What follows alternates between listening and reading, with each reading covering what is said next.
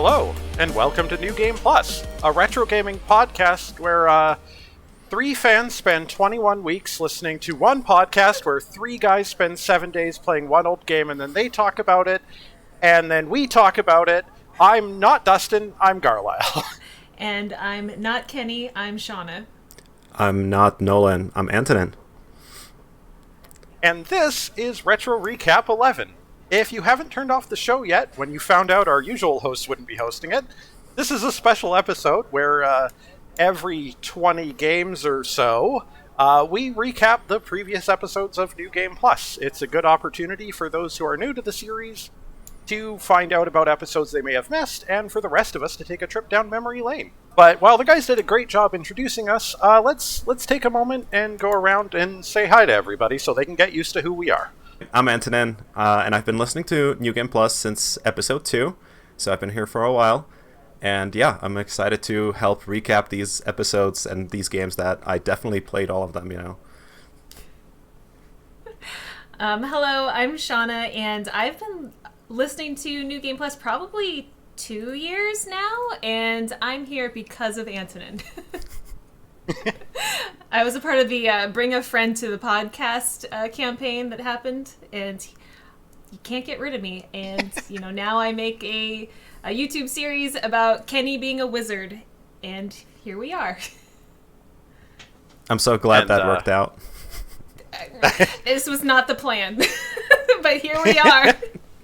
And I'm Garlyle. You probably heard me before, way back when on the Live Alive episode, if you were there. If not, you've been hearing from me nonetheless in commentary for the past couple of years. So, Antonin, did you compile any stats about the recent games? Just to give us a general overview of what we'll be facing today? Yeah, so I first wanted to look at which episode was the shortest and which one was the longest. So the shortest one was Rampage, which is, I guess, the most recent episode, and it was 50 minutes. And the longest one was with me, and it was 69 minutes. So that's quite a difference there. And most of the episodes were actually around an hour, which is surprising because I think the episodes used to be a lot shorter, like just a year or two back. Those are my main stats. And we had, let's see, 4 director episodes in this recap, which is, wow, just incredible. Yeah, that's quite a bit. Yeah, I was going to say that this last...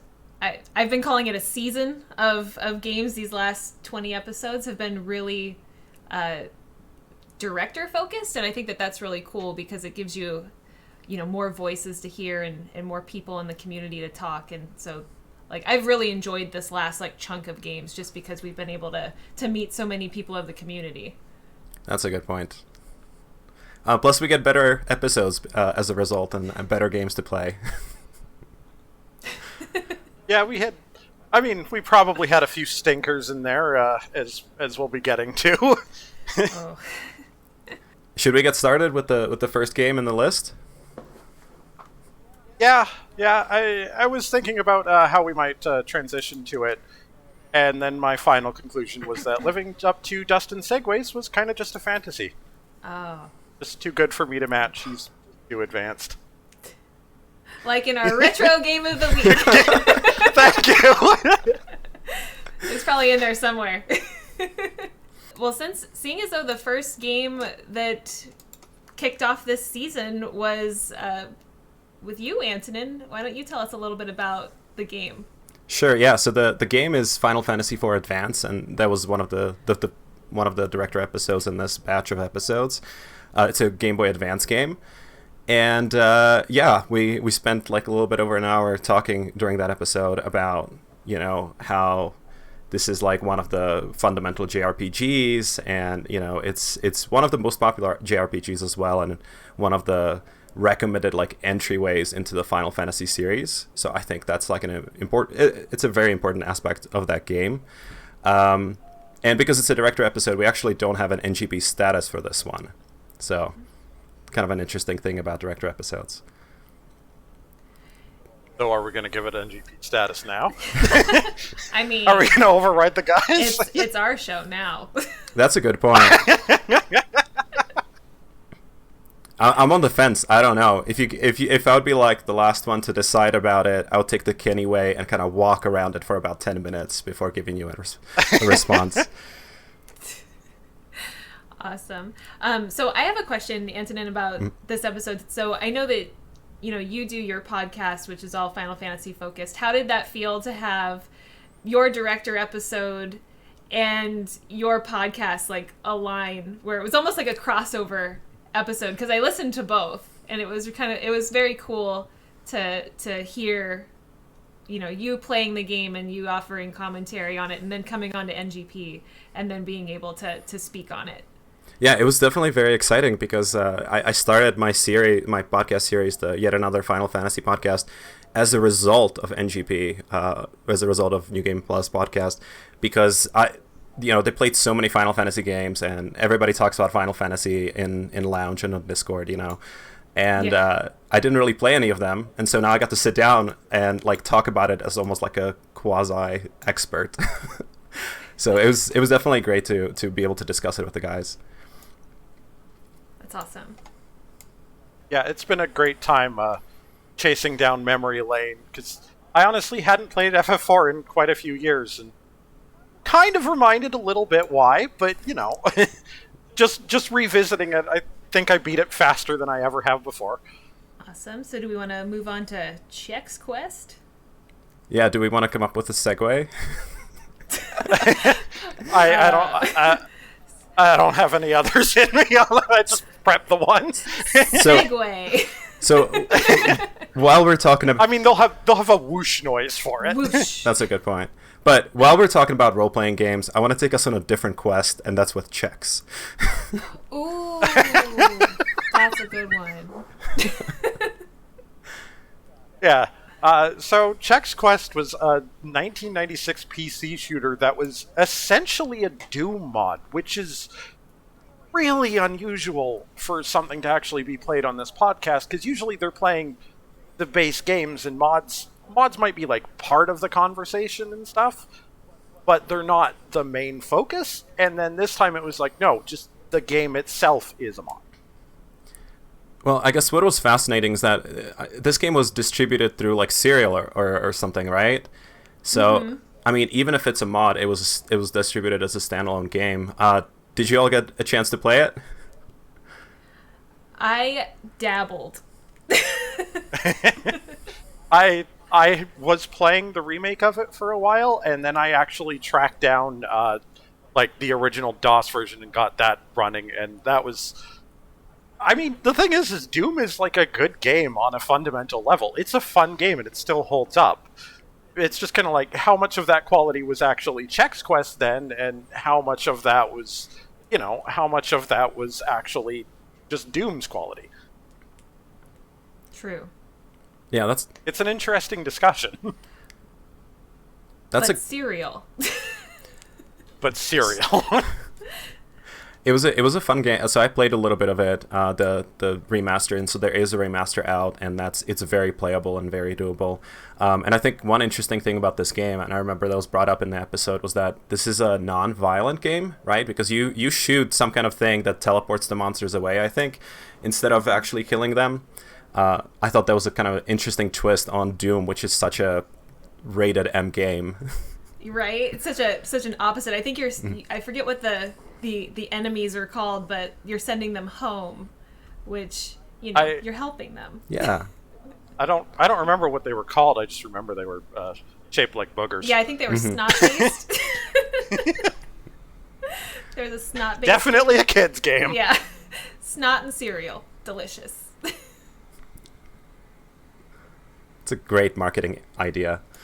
Well, back in the 90s, like, that's kind of what they did, was that they just put, like, the marketing behind what kids could get their parents to buy and stuff was just incredible. So if you can press out a bunch of discs to a PC game, of course kids are going to want to buy it and, like, get their parents to buy the cereal that has a video game in it.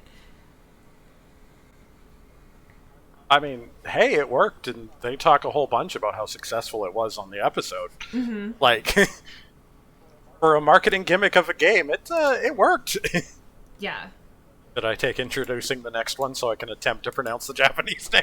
I think that's what we're all waiting for. Yeah. Okay. I think what we can do is slip and slide into the madness of this next game. Antonin. This is what I do at work. This is what I do at work. People don't like meetings with me. You're gonna put them out of business. But the puns are on point. Those are on point puns. Thanks. They are. So the game he's referring to is, well, let's see here. It was Ike Neketsu Hockeybu Subete Korondo Dairanto, or Go Go Neketsu Hockey Club Slip and Slide Madness, or Almost Crashing the Boys Ice Challenge. Pick your favorite. They're all good. They're all there. It was a 1992 NES ice hockey game based in the same world as River City Ransom. It's where does one even start with this one? So I didn't even attempt to play this game because I'm just bad at sports and I'm bad at sports related anything. But I feel like if I was a kid when did this come out? 1992? Yeah. I feel like this would be one of those games based on like the cover art that I would be wanting to play and think that I could play sports. But then once it gets into how long the periods are where they're like actually like, I think they're like game long periods of hockey, and just how long the game seems to take, I probably would have been oh god, the memories. Not wanting to play this game as a child. Yeah, it was such a shame because like it had such a cool idea of like implementing, like, it's hockey. Everybody watches hockey matches for the fights, right? And that's what they emphasized with it was, hey, let's have you beat up the other teams. And then the matches go on too long and all the excitement fades and it just falls apart and it's so unfortunate. Yeah, so this game did not get a New Game Plus, with Nolan being the dissenter who wanted to give it a New Game Plus. And it sounds like there are quite a few things that could be tightened up. Didn't this have a remake or re-release afterward? Sadly, no, but I think all of us were like, hey, if they'd done more with it, we would have absolutely gone for it. Like, it is an idea that could still work really well if done well. Like, this game, like, gave me NBA Jam vibes, and, like, if you remember that game where it was just, like, crazy, it was like an arcade title, it was, like, crazy, and you had all this stuff happening, and to me, that was kind of what I was hoping for this game, and if I remember correctly, if you played it longer, you started to get a little bit more into those, gameplay mechanics and things like that, but, just seeing how the length of it just really didn't make me super excited to play. Okay, so for the next game, the hosts and some of us have played Jackal, which is a NES title, and it came out in 1988. So it's a fairly old game at this point, and it is a gun style shoot 'em up, and it was made by Konami. So it's got like a heavyweight, developer that made the game. Anyone, either of you got anything about it that you liked? Because I skipped this one, to be honest. Okay, so I have a couple things on this game. This little baby Shauna would have loved playing this game as a kid. Like, these are the types of games that I got really excited about for some reason when I was little. And so just watching the first play on it made me want to go out and play it. I didn't get to play this particular title, but this one is definitely on my list to go back and play because it definitely was something that like spoke to me. Also about this episode, if you want to go back and like listen to a few episodes, I kind of highlight some of, just some of those poignant moments of some of our New Game Plus episodes. I started noticing that there is definitely a Dustin and Nolan level of frustration with Kenny on this episode, and I pulled a quote from the episode which was let our community destroy Kenny. So, you know. Yeah. Dustin and Nolan were really into this one. Mm-hmm. Like, and I kind of get it. Like, especially for 1998 or 1988, Yeah. this game was actually like surprisingly like fully fleshed out levels and stuff. And I imagine the arcade game probably looked even better. Mm-hmm. I do think they went a little bit overboard, and I don't think it was quite all that hot from a modern standpoint. But I kind of get it too. But I think that what the games we had in this season, I think we had more arcade style games than we had in previous like chunks of 20. I feel like, and I think that you know, I know that from listening to episodes, I know that Dustin definitely has a lot of you know, very good memories of playing in arcades and stuff like that. So I think that maybe there's a little bit of nostalgia there. But this is definitely something I would have like put a whole bunch of quarters in at like a pizza parlor as a kid. Yeah, did you all ever like go to arcades and just, you know, hang out and play? Is that a part of your upbringing? So I went to arcades. I didn't really like touching them because germs. Like, ever since I was little. I like the idea of an arcade. I just don't want to touch anything. Yeah, sadly, no. I actually have very little experience in arcades because I've been a small town boy all my life, and so I just didn't grow up around anywhere. I've been to like maybe 2 total in my life. Oh wow! And those were all like well out of this era when it's more like, you know, you get more into the era of like sit down on arcade machines and Dance Dance Revolution cabinets over like the old 80s quarter eater type of thing. It's a very different experience. What about you, Antonin? Yeah, I didn't grow up with arcades. I think like the most arcadey places I've gone to is a movie theater while waiting for the movie. You know, you always have like a couple of cabinets. Yeah, the movie theater. That's about it. But man, I don't even have that much. Well, how do you have quarters left over after you spend $8 for popcorn? I don't eat popcorn. I don't like it. Oh. You don't eat popcorn. You don't play your games with sound on. I don't. Like... What is your life, Antonin? It's a kind of a mystery. Mystery. Sounds good. Speaking of mysteries, we can talk about Nancy Drew's Last Train to Blue Moon Canyon. So I've seen these games, I think at like Walmart, like every single time I've gone there, it's like it's always stocked and on the shelf. And I never played it until that week, and it's kind of exciting. There's so many of these games. So this next game, Nancy Drew, Last Train to the Blue Moon Canyon, it's a PC only title. It's a point and click adventure, and it came out in 2005. That feels like the wrong genre for the year, and I think they're still coming out, or at least there was one a few years back that came out recently, which is just kind of mind blowing. I think the development studio even has a podcast where they discuss the games, which is just amazing.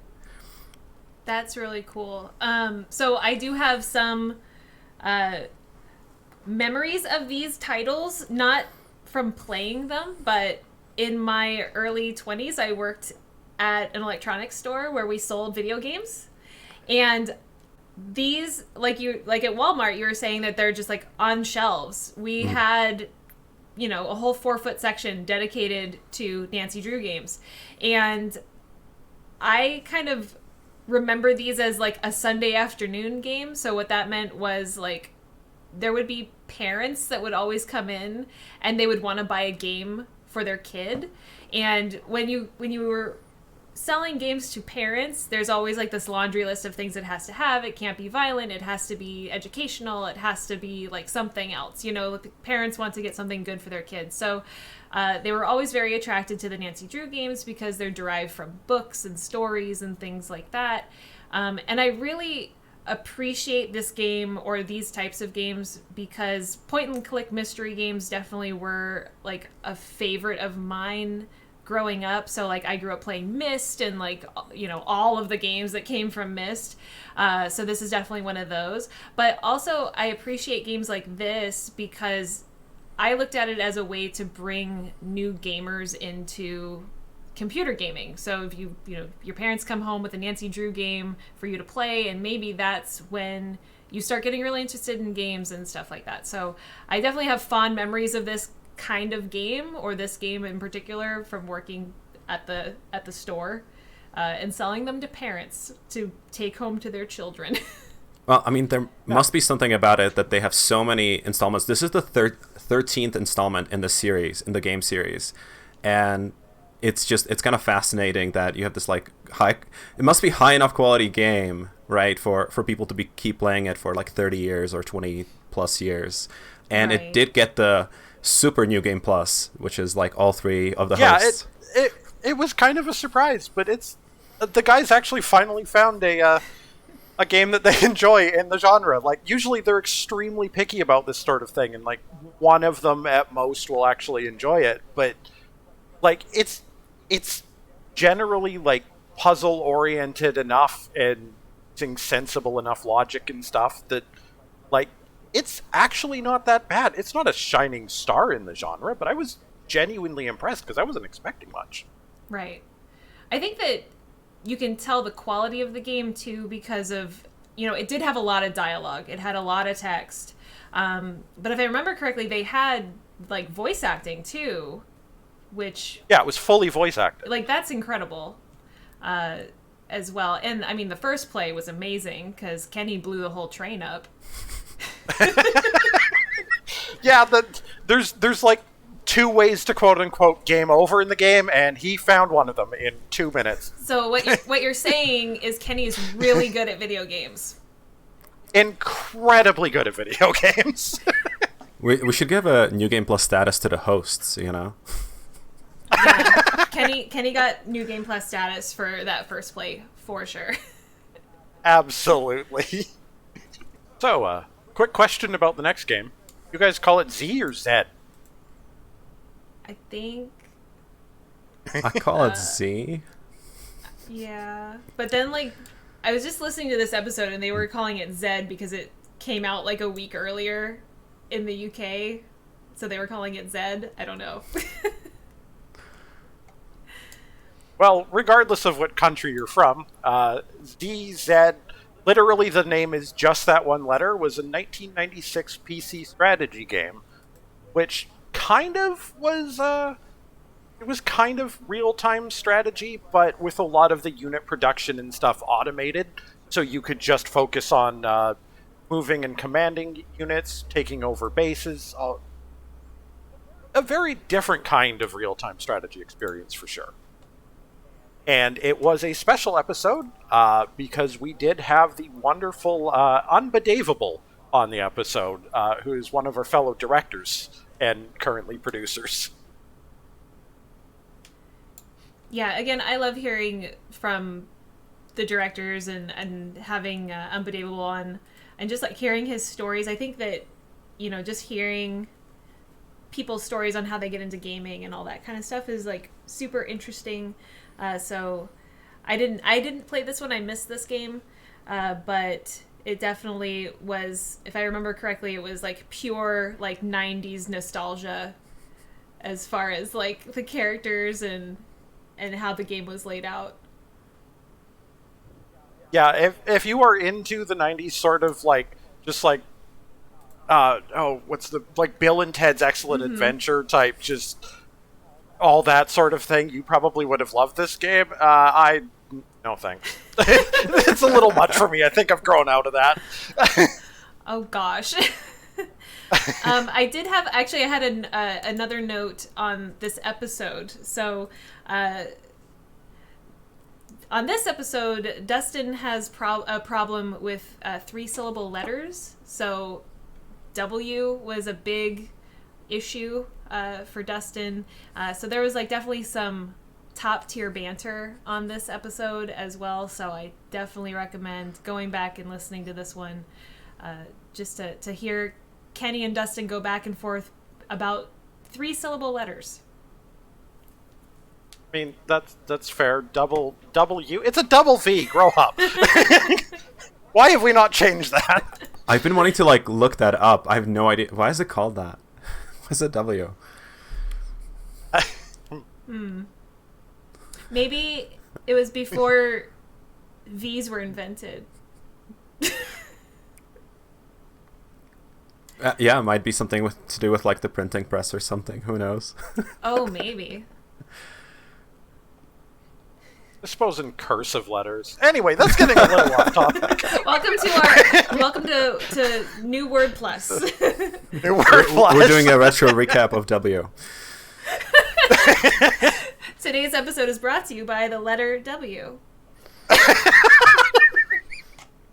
They're never going to let us host again. They're not, no. Ever. No, I wouldn't let us host again either. We're sorry. I think it's hard to cover all these episodes and have a very crystal clear view of all the different games. Which brings me, to the next game, Kirby 64, the Crystal Shards. Oh no!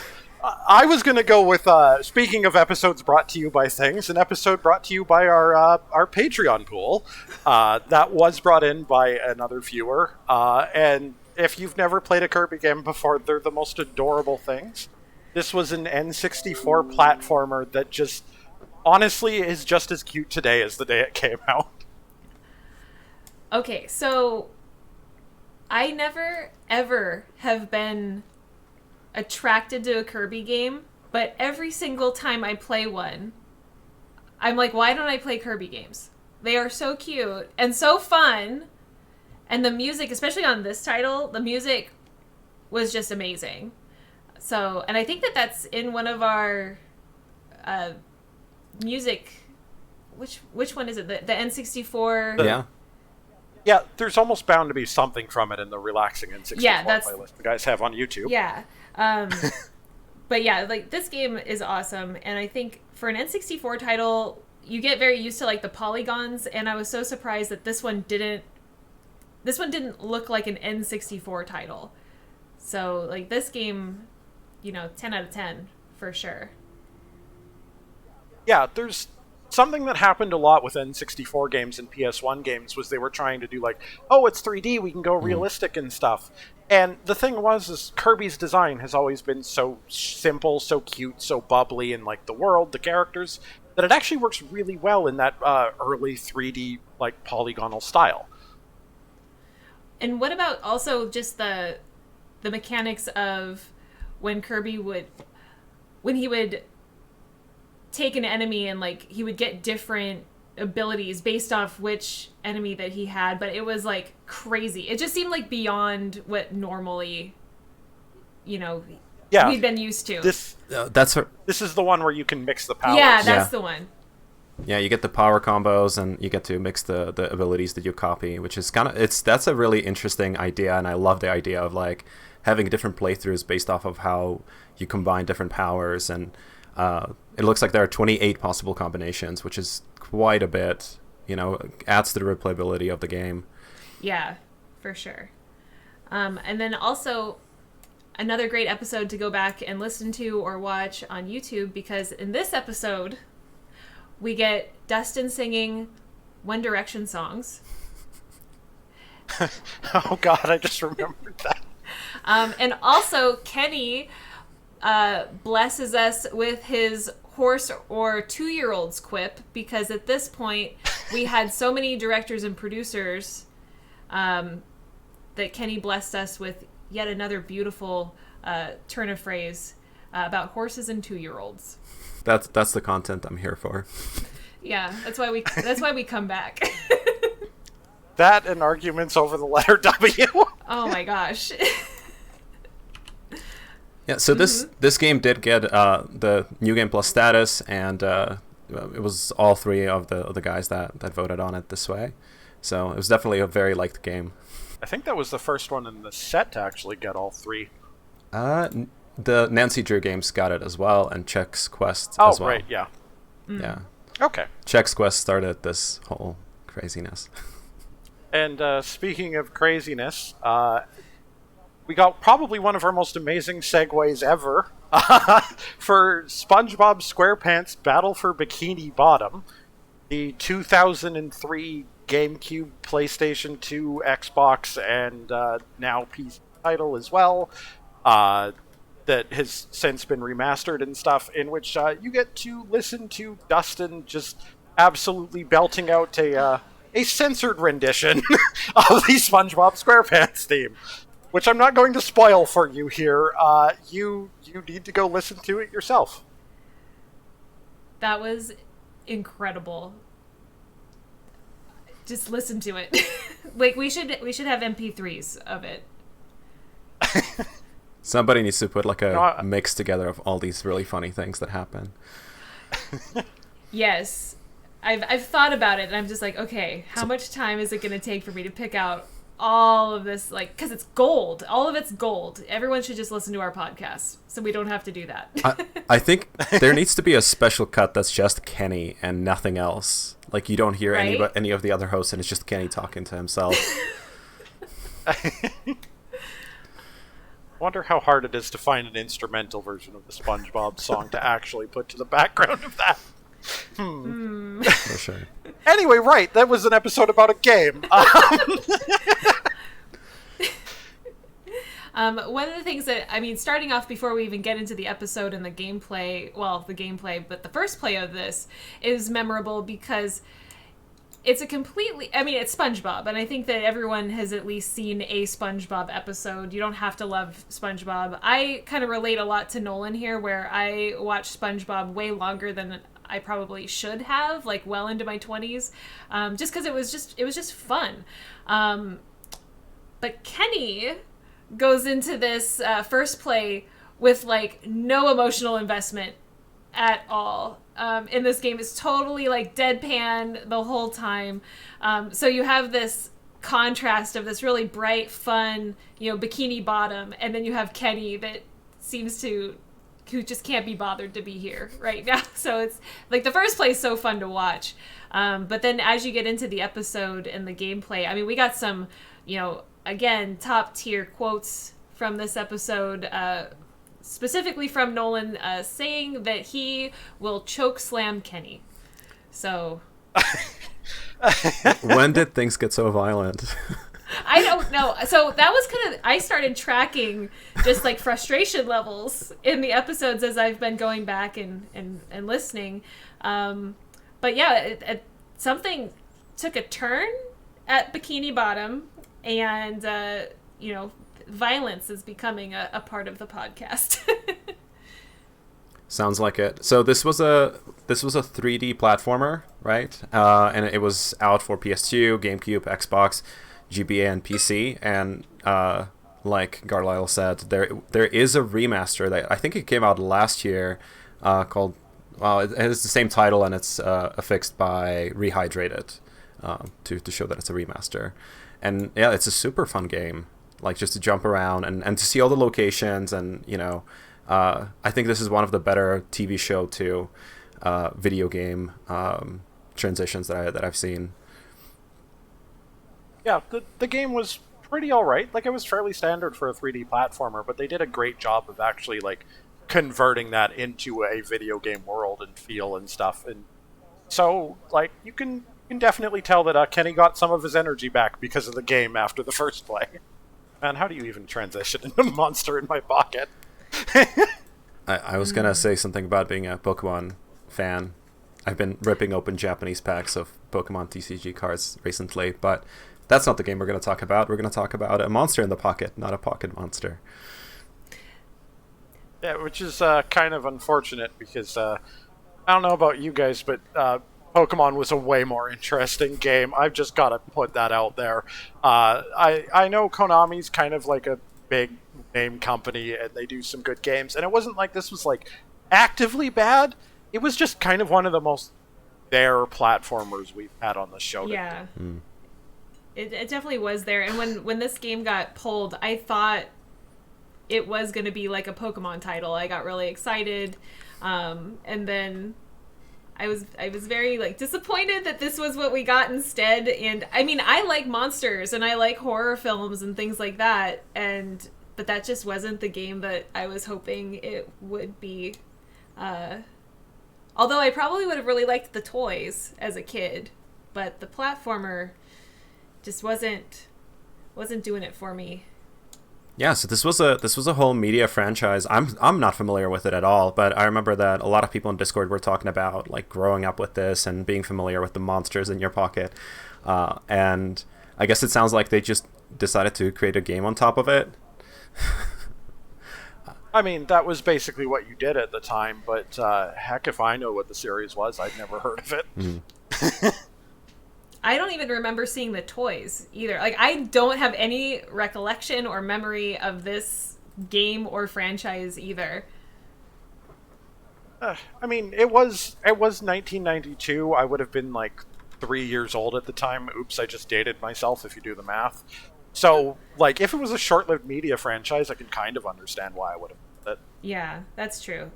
Next up, though, I guess we can rise above Monster in My Pocket with an ascending adventure in the 1987 Kid Icarus for the NES, which was a Nintendo first-person published title that was a little bit adventure, a little bit RPG, mostly platformer, and really creative, but also really difficult. Yes. Difficult is an understatement for this game. It is a game. Yeah, this one always kind of confused me because it feels like its difficulty curve is backwards. Like, you start out in like a vertically scrolling stage with like tough platforming, and if you fall back down, it's not like, oh, the stage will scroll back down with you. No, you just fall in a pit and die because everything below you's gone now. And that's the kind of game it starts out as. And then later on, you start getting more health and you get better like damage on enemies and stuff, and it becomes more fun. It's just like, it's such a weird little game. Yeah, that's brutal. I didn't make it past the infinite death. So, no. It did have this interesting mechanic of like when you walk to the right, like you appear on the left side of the screen. I know that confused me so much the first time I played this game, and it is a game that I see listed on so many like top NES games and like games that you need to play if you're a gamer or a retro gamer. So it was fun to like pick it up, and especially since it's on the Switch NES thing, on the subscription or whatever, so it's like super accessible right now. And it did get the NGP status, so it was definitely a light game. Yeah, it was. I was actually really curious to see where they ended up on it, specifically because like it is such a hard sell and something so hard to get into.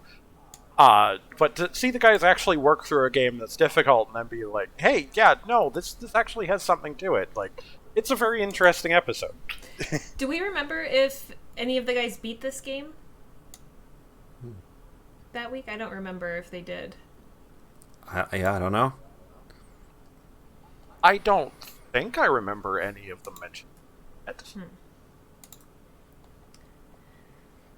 I know I did, but you know, that's me. Humble flex, Garlyle. just a little bit of humble flexing here. Nothing big. Don't worry about it. I beat the game. Yeah, I don't know what these guys were doing with their time. Yeah, I definitely did not beat this game, but it is kind of interesting to see like how many times it was remade and re-released on different like, you know, the virtual consoles, and I think it was out on Game Boy. There are several sequels, I believe, and it's kind of interesting that it like gave rise to this franchise that I don't think it's that well known. I guess like I don't really hear people actively talk about Kid Icarus the same way as like Mario or some of the other franchises. Yeah, it got a bit of a revival thanks to its main character showing up in Smash Bros. Eventually.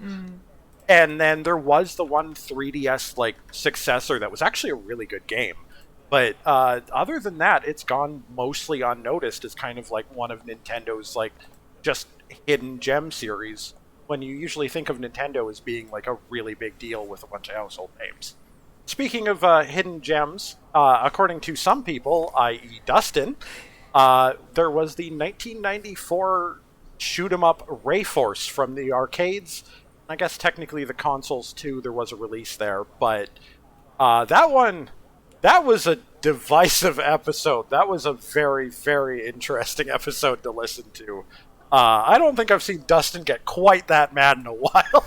No, I would go so far to say that this is the most controversial episode that New Game Plus has ever had. Oh, that's a big claim there. Look, I pulled some quotes. Okay, Let's hear it. Just to start off, the sass level that Dustin started off this episode with was at an 11. It was just already like to the roof sass level. And my quote that I pulled was Dustin speaking to Kenny and saying, too hard for your teeny baby hands and brain to process. What a burn. Oh my god. And it just continues. So this saga, this whole arc for this season of New Game Plus is getting to a high point here. I see. Started with Bikini Bottom, and now we're here. I mean, do we really know if Kenny's at the lake? Like, where's Kenny? Maybe he's there, but permanently. I mean, I'm at the lake right now. Yeah, do you see him, Garlyle? No, I don't see him. I don't know if you guys can, but I don't see him. But just to say, like, the teeny baby hands quote is pulled, I think, within, like, the first 12 minutes of the episode, so it only escalates from there. And the final thoughts portion of the show is equally as epic.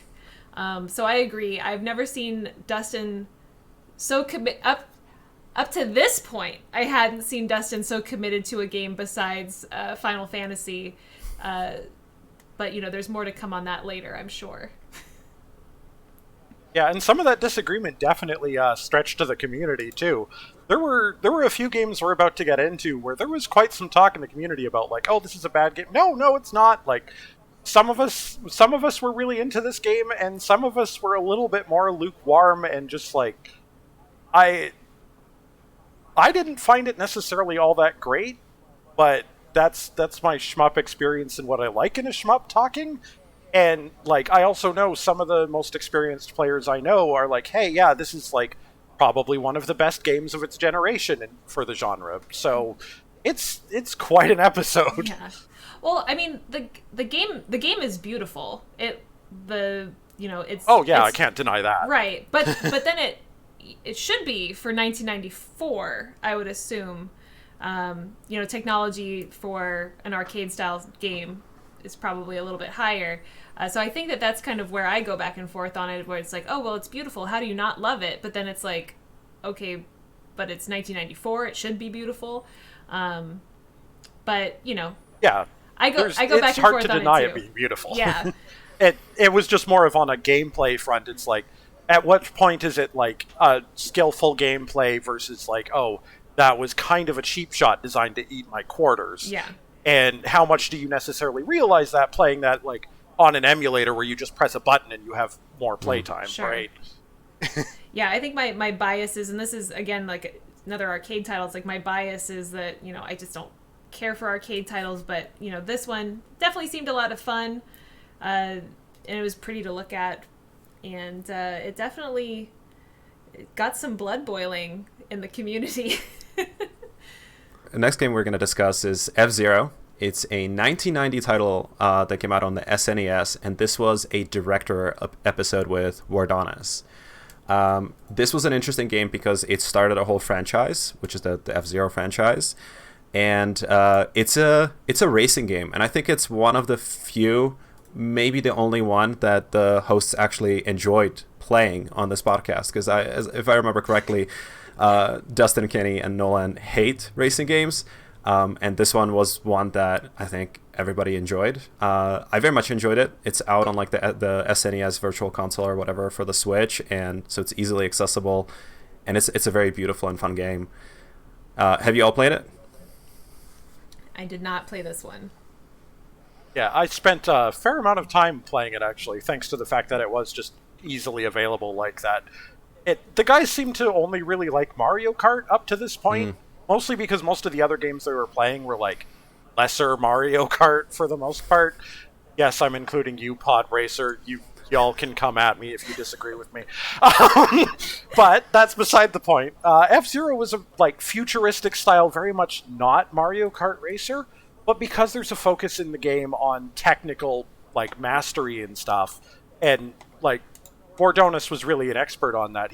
He gives a good explanation of a lot of the depth and stuff, but because there was that and because it shines through, I think the guys ended up actually really enjoying it because of that. Yeah, and I think it was one of the early, if not the release title for the SNES, right? And it uses that special mode where you have you can see far on the track, really far on the track, and right, you have really smooth gameplay for racing around. Yeah, it's mode 7 to kind of rotate the field underneath you so that it looks like you're it's a pseudo 3D effect, where it's stretching the image and stuff to make it appear that you're driving across it, as opposed to just flat on the screen. Very primitive, but honestly, it still gets the point across. It still creates a fairly clear image. And I don't think the guys have done a whole lot of Mode 7, featuring games on the podcast prior to this. No, but they do point it out anytime it happens, and I think they can really spot it now. They know what can be done with Mode 7, which is interesting. I really enjoyed this game. I played a bunch of games in the franchise, and this was fun, especially since it's so easily accessible, and it's free if you have the NES console, so it's easy to pick up and start playing right away. Next up was the 1998 PS1 title Jade Cocoon, Story of the Tama Mayu, which, if you're not familiar with Tama Mayu, Dustin asked in the episode, hey, what does that translate to? It translates to Jade Cocoon. The game's name is Jade Cocoon, Story of the Jade Cocoon, and I just found that fascinating. But it was an RPG, kind of a monster catcher fusion-y, sort of Pokemon-esque, but done in collaboration with animators from Studio Ghibli. And I don't know about you guys, but we got a lot of Studio Ghibli fans in the community. Don't know if you've noticed, but shout out to y'all. Well, I think that you just summoned the beast here with Antonin. That's how you summons him in Discord. Just mention Studio Ghibli, and here he is. That is true. I'm still advocating for having a specific Studio Ghibli channel, so we can just talk about it there. We tried, man. Soon, someday. Yeah, one day. We'll see. We'll see. So yeah, this game was beautiful to look at, and the voice acting was a lot. Yeah, it is surprisingly heavily voice acted, especially for being a one-disc game. Mm-hmm. It's using the pre-rendered background style to do some actually really nice looking different types of forest and jungle visuals for the dungeons and stuff. On a presentation front, it was great. It was just when you realize that the monster catching animation takes 20 seconds, it's kind of and that. There's always an interesting conversation when we're discussing PlayStation 1 RPGs about well, that was the era when they were hey, we can do all this fancy crazy stuff and we haven't got speed up and stuff, so long animations. They're oh, hey, it's a tech demo, and these days it's yeah, can I just play the game? Can I do that, please? That's true. That's true. I'm glad you bring that up because going back in time, that's what it was. It was the long cutscenes. It was the cinematography of the game and showing what the console can do as well as the game. So I'm glad you bring that point up because that definitely was a big part of early PlayStation 1 gaming back in the day. I do want to special shout out to Glenn Austin, who he actually went through and finished the game.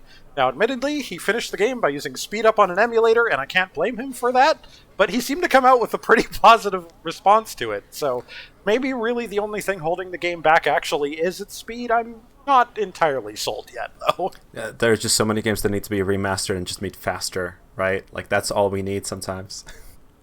But where's my Final Fantasy X with a cutscene skip, please? I'm so looking forward to watching every single cutscene in its entirety when I get to that game. Well, you don't have a choice, but go on. That's the remaster doesn't have a skip. Well, that's good to know. Yeah. But so interestingly, so JRPGs, that's like Dustin's bread and butter, like favorite genre of all time. He voted no on this game. Like it was a NGP loss on all fronts. Nobody liked that. Yeah, that was surprising to me. I always wonder, especially when we have JRPGs, where Dustin specifically is going to land, because that's, typically always been his bread and butter, and that, what he seems to get the most excited about. So I was very surprised to see that he landed on a no here. Yeah, I remember thinking to myself, there's an episode we'll get to soon where I remember thinking to myself, Dustin will probably give NGP status to any RPG as long as it isn't completely trash.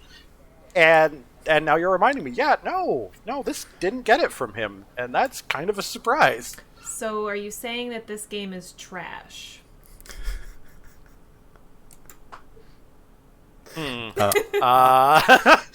Well, I'm not going to say it's great. I believe I said at the beginning that I'm not Nolan, and that is his catchphrase. That's true. I need to be making lists A, 2, that's it. But I guess we can't always live in our host's shadow. Like in Shadow of the Colossus. Nice. Shadow of the Colossus was a producer pool pick. It is a 2005 PlayStation 2 game. I think it's the newest game the guys have ever done on the podcast. And, this is one of those games that would not have been valid for selection when they started the podcast, because, hey, 15 years old or older. Shadow of the Colossus was kind of a landmark title in terms of, a lot of people consider it one of the best demonstrations of, games as art and stuff. It's a very, story light but emotionally focused adventure, boss fight, gauntlet, puzzle, it's kind of hard to describe it as a game, to be honest, because it's a lot of things. Supposedly most of those are good. I have opinions. It is a game with a huge focus on just boss battles, and I personally haven't played it. It's been on my list to play for a long time, but I haven't played it. What I found interesting was Dustin. We were talking about Dustin a lot, but Dustin's response to this game, where I think he put it in his top 5 games of all time that he loves, and he played through the original as well as the remake, or maybe maybe at the time he hasn't finished the remake, if I remember correctly. So, but yeah, he did go out and buy the PS4 remake right after finishing it on PS2 and stuff, and the guys really loved it, and most of our community really loved it, and Garlyle, where did you land? I forget what you said. Do you want me to soapbox on this one for a moment? By all means. Okay, so listen, there's a lot of stuff that's really nice in this game, but it's a very cinematically focused experience, and it shows. And so there's a lot of stuff where, the game wants to execute in a very specific way, and if you're not there for that specific way it executes, it's not going to work. There's a thin line between, the patient build-up for something to be epic, and you just standing there waiting, and a lot of dead space and stuff in the game that just wasn't interesting to. And so I respect the game, but I definitely think that it's held up as though the whole thing is a masterpiece, when in actuality I think it's just bits and pieces that are. And the game is held up the entire thing as those bits and pieces. But that's my angry soapboxing. I had it out with a few community members over the game that week for sure. I definitely appreciate that perspective, because I can see that, because really, if you're not getting welled up with emotion, you are just sitting and waiting. And you're right, the game is very, emotionally driven, down to the soundtrack. It just wants to, hook right into your heartstrings, and it's a beautiful game to watch, and I definitely think that this was one of my favorite games for the community this last chunk of time, because I think everyone was very invested in watching like Dustin play. He was streaming in Discord. It was really cool to just like hop in and like watch, how this was going and kind of play along with him. But I definitely see what you're saying. It's like if you're not looking to play it that way, then you are just kind of waiting for the next thing to happen. But if you want to hear a much more positive response to the game, go listen to the episode. Dustin was not the only one to fall in love. It did get the NGP plus status. Yeah. It did. Movement's Tale is a 2D platformer that came out in 1999 for the Game Boy Color, and it was based off of the Moomin Troll franchise, which is a franchise that I guess is not as popular in the US, but it's very popular all over the world outside of the US. And it was an interesting moment in the community where half the community was like, yeah, this is so great, I know what this is. The other half's like, what is this? I've never heard of it. Yeah, and the half that hadn't heard of it actually kind of fell in love a little bit with it over the course of the week. It was definitely a bit of a culture shock for a lot of people because, like, it is a franchise that's never really been out in North America, but the more connected you are to, like, European people, the more likely you are to have heard of it, and it produced an interesting little game. That's one way to put it. I guess it is a platformer. It's mostly, I want to say, like, non-violent, especially at the beginning. Like, it's not like you have guns or anything like that. You just kind of like jump around and try to jump on certain things and collect, what was it? It wasn't question marks. What was it that you had to collect in there? It was absolutely question mark orbs. Okay, so it was question mark orbs. And that's what got you through each level. And a lot of the stories were very disconnected. I mean, just like the show. So that kind of followed the show. But for, I think, a gamer, it's kind of weird to be playing like level 3 and it has nothing to do with level 1. There were a lot of complaints, I think, that week on Discord about, hey, this is such a great franchise, but this game is just not very good and not very fun. I got pretty far, and wasn't there one Discord member who got the world record on it, or at least they were planning a to? speedrunner. There was a Speedrunner. speedrunner that joined us that week. Yeah, that was great. Shout out to them.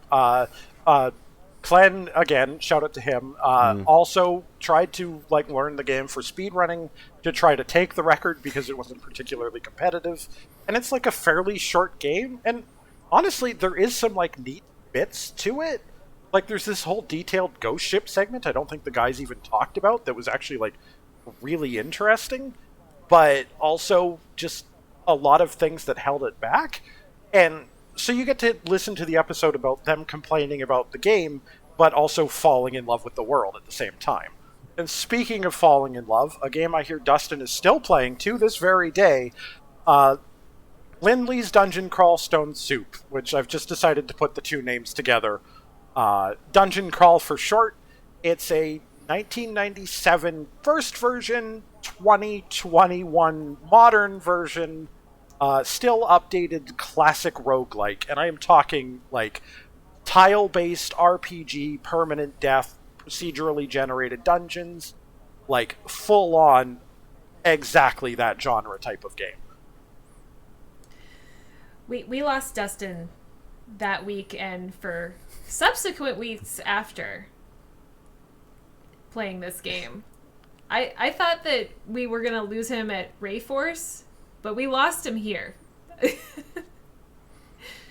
This was definitely a really fun game. I ended up like picking it up as well, especially since I submitted the first roguelike that NGP played, NetHack, and that is an extremely difficult game, and Dungeon Crawl Stone Soup is like such a better introduction into, like, I think it's one of the best introductions into the genre, into this like low graphics roguelike, walking around, like you said, the procedurally generated dungeons. But this one has a story, and this one has like a pretty good story to it, or at least like a good progression of like gameplay and what you're doing.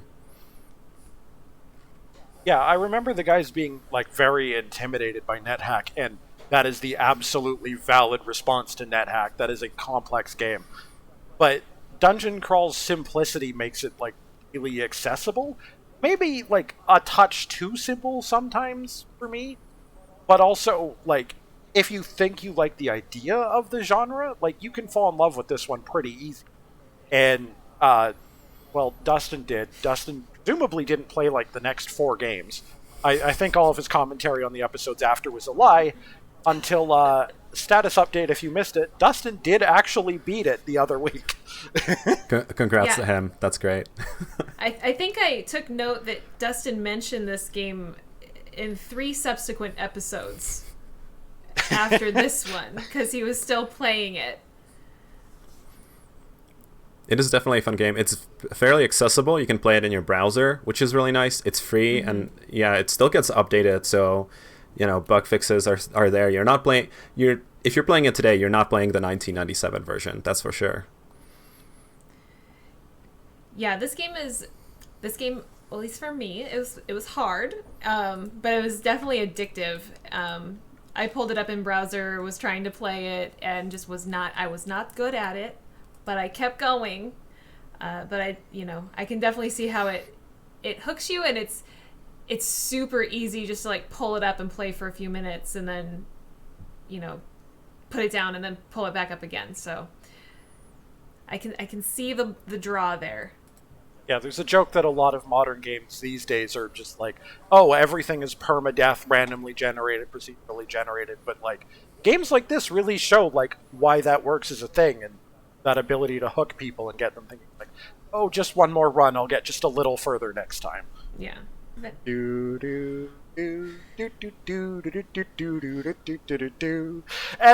the next game that we are covering, or they covered, is 1986's Bubble Bobble, an NES and arcade game, and then ported to like a billion other systems.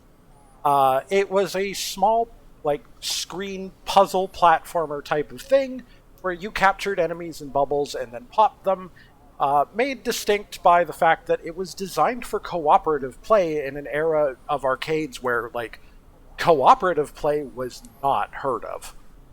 Yeah, and this was... I don't know about this game. Yeah, this was another game that definitely, like, set the community on fire a bit. Yeah. Some of our community members honestly swear by this being one of the best games that's ever been made, I think. And then other ones are just like, it's okay, or like, they didn't get it at all, and they didn't like it handles weird and has like weird physics and rules to it that you have to get used to that no other game since works on.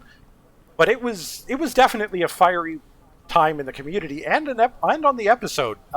This time it was Nolan's time to get passionate about a game. That's true. He was very excited about it. Games like this are very, I don't know, they're, what's the word? Overwhelming to me. They're a little intimidating to me because especially fast games that are repetitive, I just don't get hooked into it. And this was definitely one of those games where I was feeling a little like overwhelmed and just not excited.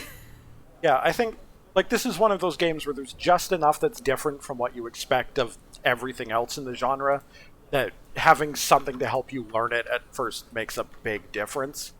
Which is why it's not New Game Plus certified. Sorry, Nolan. I understand the passion, but I think I do agree with the other guys on this one. It was too much for our teeny baby hands and brains. So next up we have Parasite Eve, a Square game that came out in 1998 for the PlayStation. It is an interesting game because Square is known for JRPGs and for fantasy and I guess at this time a little bit of diesel punk or whatever. And this is a game that was more of like a horror genre, which is not something that Square is known for. Yeah, it's mostly like it seemed like a kind of an action-y game with some role-playing elements. I mean, I guess you got an RPG studio, they're gonna put some RPG into any genre that they make. So it was an interesting mashup, and I think this was another game that Dustin, Nolan, and Kenny were talking about. Hey, what if this was remastered and just kind of tightened up a little bit in a few places? This would be an amazing game, and it's kind of fun to stumble across these games where you're like, this is a kind of a gem. I remember seeing this in magazines when it came out, like I used to subscribe to like gaming magazines and stuff. So it was interesting, but I never actually got a chance to play it. Did you all get a chance to play it, or like what did you all think about it? I did not play this one, and I totally missed this game when it was out, like back in the late 90s. I've heard the name. I knew it was like a game that at the time people loved, but I totally like it flew under my radar until this week. And I have to stay away from games like this because, very much like Kenny, I get very like scared by these types of games, so I can't really play them because of my teeny baby hands and brain.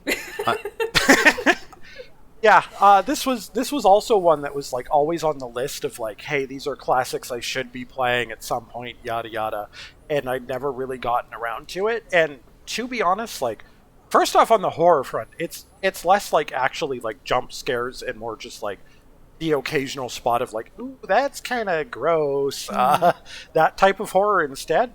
But also, just in general, like, it plays kind of Resident Evil-ish, like, fixed camera angles, like running into monsters and just like fighting them on the field.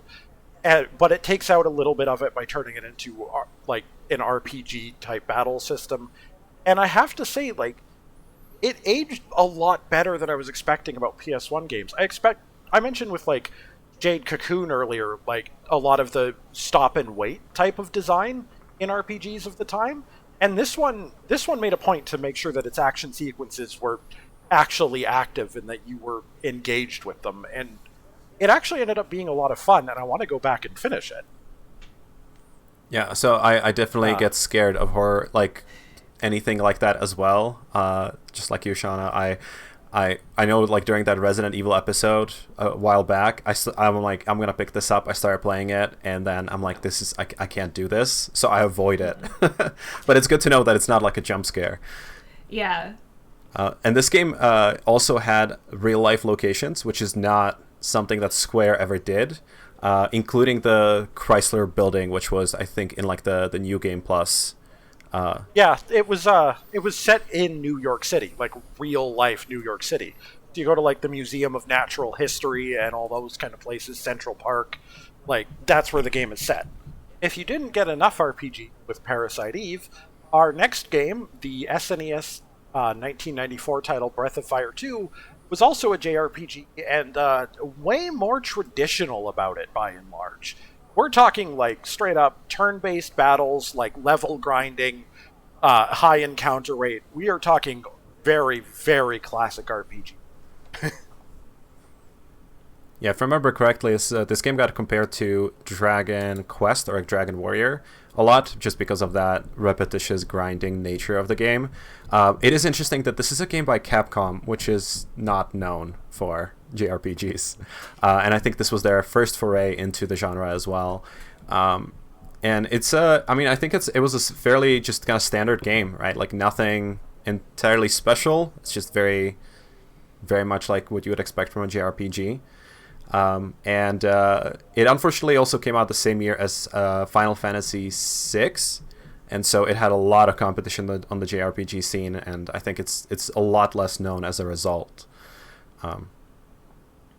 Yeah, I never had heard of this one either before we played it, and I didn't play the game along with everybody this particular week, but watching the first play, the music was really beautiful.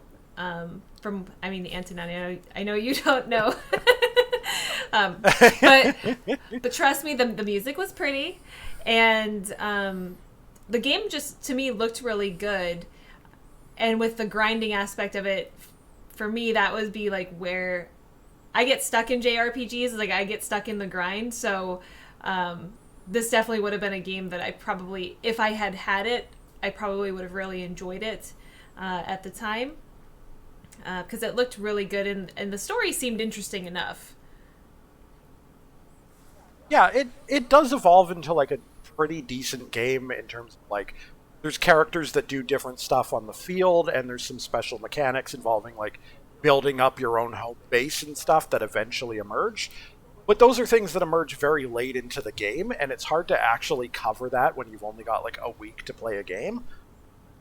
Yeah. So the reason I did know about this game is because just like almost every other SNES game, it was re-released for GBA, and there's also a sequel to this game. So it's Oh, actually, I don't think... Is there a Breath of Fire 3? I think I'm... Yeah, there's, like... I think there's been 6 Breath of Fire games, if we're counting the mobile one, which, don't. Yeah, I don't know about that. No. You guys have phones, don't you? Oh. So this game... Okay, so I haven't heard of any of the Breath of Fire games, then, I guess. Yeah, they were always second fiddle in that era. Like, Final Fantasy was busy stealing the spotlight at pretty much all times. And so, like, this is on a tier below that. And, like, as much as I wanted to like this game, I've just kind of grown out of the, like, oh, I can sit down and grind for hours. Yeah. I want to be able to, like, outplay and outthink my opponents and use strategic options in battle. And in, like, the 10 hours I sunk into this game, I wasn't doing that at all. And at that point, I'm just like, okay, no thanks, I'm done. Yeah, there are definitely a lot of JRPGs and RPGs, like, in that era that came out, and I can see why it would get, like, overshadowed. It interestingly, it did get the New Game Plus status, so at least Dustin and Nolan liked it enough to give it that vote. Yeah, I don't agree with them on that one, especially after, like, after Dustin passing up, like, Parasite Eve and stuff. Like, I just don't know sometimes. Look, we all know that he just wanted to play Dungeon Crawl. Yeah. So that's what it is. Okay, that's fair. we all know what we were trying to get to. All right, so the next game that we played was Force Gemini, and this was a very special producer episode as well with Bro Gem. So Force Gemini is a 1999 third-person shooter developed and published by Rare for N64. Yeah, this was definitely in the, like, same vein of Parasite Eve of, like, people have already always told me, hey, you should go play this one. Like, it is developed by Rare. They were kind of at the height of their game right in the N64 era. Like, arguably they made some of the best, like, platformers ever made. They also were trying to do this one, which was, like, it is an interesting and experimental third-person shooter. Because you have to remember, this was N64, and, like, third-person shooter stuff didn't really emerge until a console generation after this. So it didn't have anything to really look at and go like, oh, this is how it's been done before, this is how we're going to do it. And it hurts the game in some ways, but in other ways it kind of, like, just sets it free to do whatever it wants, and it makes for an interesting experience if you can get over the controls. Yeah, definitely the controls were a huge hurdle here. I mean, I don't know. I wasn't a fan of the N64 controller to begin with, and so and playing any kind of third-person shooter on N64 or whatever has always been a pain for me. Yeah, and, like, if you're emulating it in modern day and stuff, and you're using an outside joystick or, like, controller, your controllers don't come with 6 buttons like the N64 controller did. So you have to figure out, like, okay, what is actually a comfortable setup here? So you have to learn it specific to your controller. There's so many hurdles that get in the way of this game, and it's kind of unfortunate. Yeah, I can totally see how it would be a challenge to play. I didn't play this one this week. Taking a look at the first play and stuff, it definitely it looked like there was a lot going on. It almost was a little chaotic, I think, a little bit. And definitely seeing the struggle that Kenny was having with the controller. But I think that was kind of something that was common with the N64, was that, you know, locking onto targets and stuff wasn't always the easiest, especially with that joystick. I think Kenny was using an emulator or keyboard or something like that. But I just remember games in that era just weren't the easiest anyway. So that probably wasn't a mechanic that they could have fixed. I don't know if you think differently on that one, Garlyle. There was probably better ways to do it. Mostly it was the first person aiming that was a struggle to get used to, but Yeah, I mean, there's still a lot of people who are big fans of this game, and you could definitely feel why, and Brojim brought a lot of that to the episode. Like, there is a lot to the game that is distinctive to the game, and I think it's still worth checking out. It's just a hard sell sort of game, and you can definitely feel that in the episode with Dustin and Nolan having never played it before, and somehow Kenny having been the one who had played it before. Yeah, that one's surprising. That is interesting. The game got re-released for Xbox One, so I'm wondering what the controls are for the Xbox One in that compilation. I think I heard it did have like reworked controls for it, so it might be better on that version. And the most recent episode the guys have covered was 1986's arcade game Rampage. One of those kind of big deal games back in the day, alongside your Pac-Man and everything. But whether it was an arcade game that has necessarily stood the test of time kind of got up for debate this week. The guys didn't exactly love it. Yeah, I just think that quarter eaters are really hard to enjoy, I guess. I don't know. I think you have to have that nostalgia for arcades and you know, I think that there's like layers on loving games like this, and you know, the sprite work is beautiful. If you had a chance to watch the first play, you know, it's pretty. It looks like the sprites are big and chunky. It's what we like, chunky sprites. But you know, this is just made to eat your quarters, and you know, I would be like super frustrated playing a game like this today. I think that atmosphere of arcade really helps. Like I'm imagining like a pizza place that has a couple, you know, a cabinet like this. You're hanging out with your friends, you're chatting, you're like, there's a game here, and it's a fun game to spend like, you know, 3 or 4 quarters on. $2, yeah, and then you move on. And I think it can't survive that transition to either being emulated today, because you can sit down and you have unlimited quarters, or you know, I don't think it's been remade, but in any way you play it, it's not the same experience. You're not sitting down with a bunch of friends and laughing at, you know, crashing down a building or something. You're at home with the controller and unlimited quarters. So, not the same. Yeah, it's had a couple sequels that have been trying to bring the same thing like forward and stuff. The main problem is just like, it's a game where it's a slow slide towards a game over with the way the health mechanics worked. Like the guys mentioned, your health literally like slowly drains just as you play. That's sneaky. So you're eventually, it is sneaky, it is sneezy, and I don't really enjoy it. Yeah. But it's one of those things that is like, if you're in an arcade, it's not necessarily that bad because you're just playing for a few minutes anyway. That's like largely the goal. When you get to actually just sitting down and playing it at home, it doesn't really feel like a game that's like, okay, if I do a little better, I can make it a little farther, I can outskill this game. No, it's just like, just how many times do I want to burn a continue once you take that aspect out of it.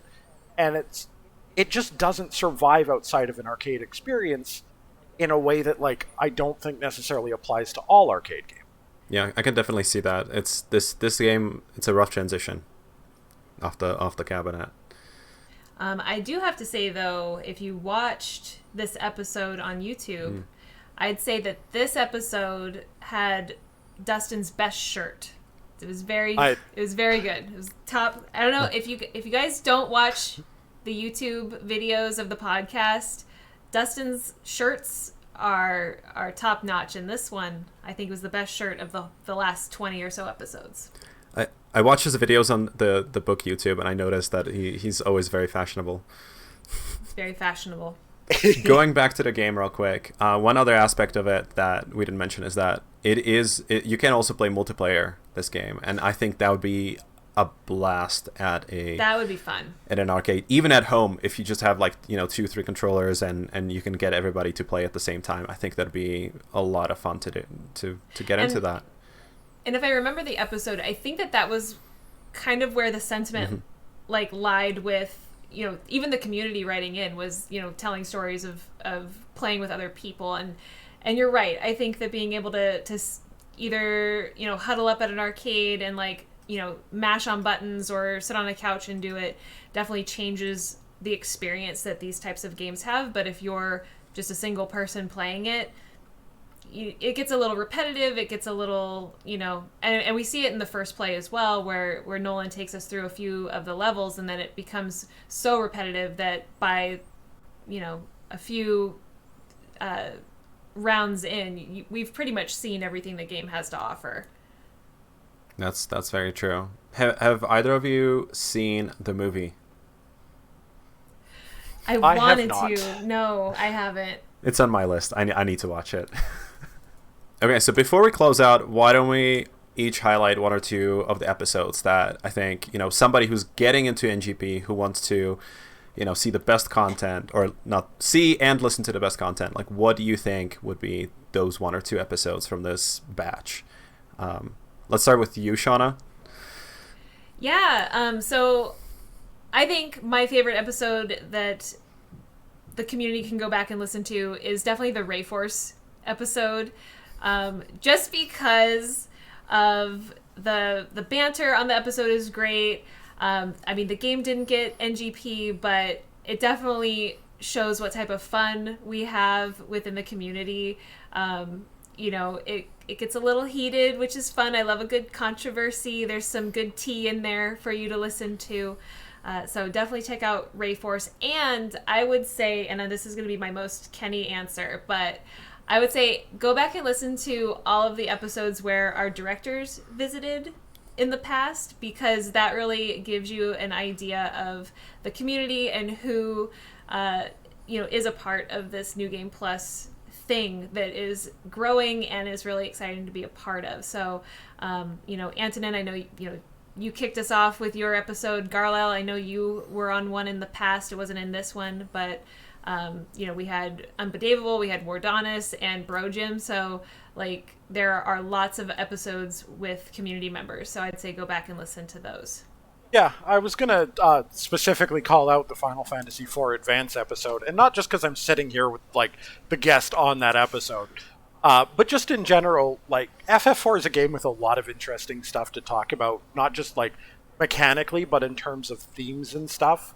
It's dark. I definitely appreciate, some of the digs Antonin took at, where this game doesn't necessarily, stand the test of time and execute on it the way it wants to. I'm just saying I kind of agree with him on most of those points. So that's one that I suggest you go back and listen to, especially, if you're a Final Fantasy fan, but maybe even if you're not. Other than that, the dungeon crawl episode itself was just really interesting, specifically because, the results were unexpected, and having the guys actually fall in love with something they hadn't previously enjoyed was just really interesting to listen to. Yeah, I totally agree with that. But see, here's the question. What is the best episode? What do you quantify as the best episode today on at this exact time? Is it the longest episode, or the most fun? How would you quantify that? I feel like we should have an episode with Kenny about the minutia of what best really means. That would be our next Elements episode is Kenny. What does it mean to be best? Right? The elements of New Game Plus. Number one, it's this, and B. We love you, Kenny, we swear. Yeah, it makes the episode so much fun. I'm going to go ahead and recommend Moomin's Tale. I'm biased. I love the Moomin Trolls, but it was a really fun episode just seeing or hearing the guys discover this franchise and trash this game, but at the same time talk about their I think quiz results, right, from the Moomin Troll website or whatever, which was just a lot of fun. Oh, I remember that. Yeah. They took quizzes, and I don't remember who landed how, but I believe Kenny was Little Mai, and Little Mai is one of my favorite characters. So that would be one, and then the other Dungeon Crawl Stone Soup for sure as well. It's just Dustin was gushing so much over it, and it was a fantastic, fun episode. And with that, our trip down memory lane is over, but the retro gaming doesn't have to stop there. Our three hosts will be back with you next week to play the SNES title Inspector Gadget, in case you missed that piece of news. In the meantime, if you want to join along on the ride and come hang out with the three of us and the rest of our amazing community, stop by the NGP website at ngppodcast.com and look for join us on Discord. We're all there, like so many other of the people that you've been hearing from in the director's episodes and in the commentaries are there. And it's just a really chill and fun community, and you should come hang out with us. And while you're on that website, why don't you go ahead and subscribe to the NGP Podcast YouTube channel, which has all the first plays and recordings of the podcast and other content. As the chill music mixes, that's what's on there, which is awesome. Yeah. Definitely subscribe. And listen. I listened to that playlist so many times. Like, too many times. It's very high quality. Yeah. Always good to just have that go on in the background. If you like what the guys have been creating for you, it might not be supporting us, but please do stop by patreon.com/NGP podcast and join the ranks of the many people who financially support the show, including, oh boy, this is quite the list. I have no idea how Kenny does this every week. Deep breath. Our many producers, Amarlian, Anthony, Austin, Ben, Bethany Fox, Carrie, Dan the Man, Francesca, Corey, Maxima, Nahuel, Secret Duck of Evermore, Thomas, Unbelievable, Wardonis William, Zion, and of course a special cheer to mine and Antonin's fellow directors, Brojam and Jordan. Speaking of people that we have to name, a huge thank you to Dustin, Kenny, and Nolan for inviting all three of us on to do this. Hope you've enjoyed all collectively being at the lake, we presume, and hope we haven't screwed up this episode too much. And a big, big thanks to Tom Tate for editing and producing this episode.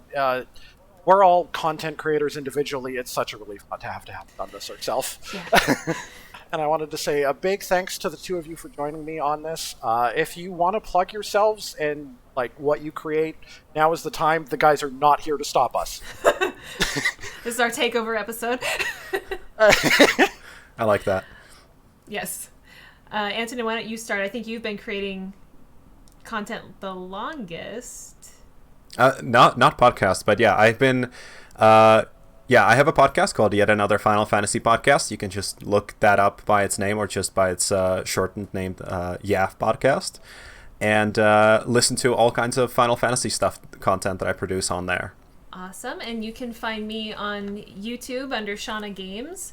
I create content, mostly Sims and Animal Crossing content. And I currently have a Let's Play series starring Kenny and Nolan and Dustin, where Kenny is going from rags to wizard, and we are following him in his journey to become an all-powerful wizard in the Sims world. And I'm sure that all of our links will be down in the description below if you're watching this on our YouTube channel. And as for me, I've got a podcast by the name of What Am I Podcasting For? And it's a show where I've been going through every Mega Man game in chronological order, whether they're really good or really, really bad.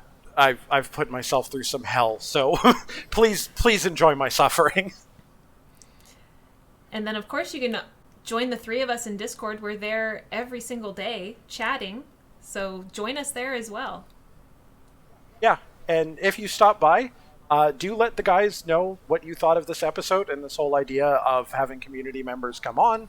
This was a big experiment for them, and I'm sure, like, even if you want to say, hey, don't do that again, bring the main host back on, like, I mean, I would understand. Don't say anything bad about us. I mean, okay, don't say anything bad about us. Shauna told me to say that. But yeah, do let us know what you thought and how you're feeling on it, and the future of experiments like this is up to you, the listener, to decide. Until next time, I've been not Dustin. And I've been not Kenny. And I've been not Nolan. And this has been New Game Plus.